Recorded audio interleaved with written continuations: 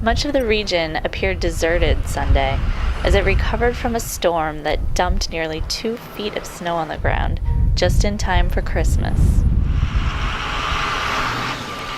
But there were plenty of hardy New Englanders who didn't let a little snow get them down. It's very warm in the snow.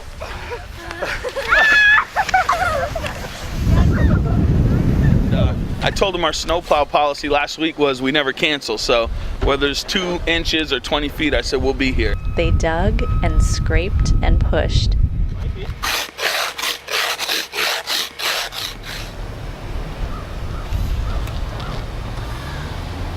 Thank you very much.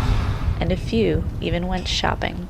We had some last minute shopping to do, and there were 3 kids bouncing off the wall at home. A lot of the stores aren't even open. Yeah, they couldn't get their help in. But anyway, we didn't stand in any lines today. Yeah, it was great, It was actually. great.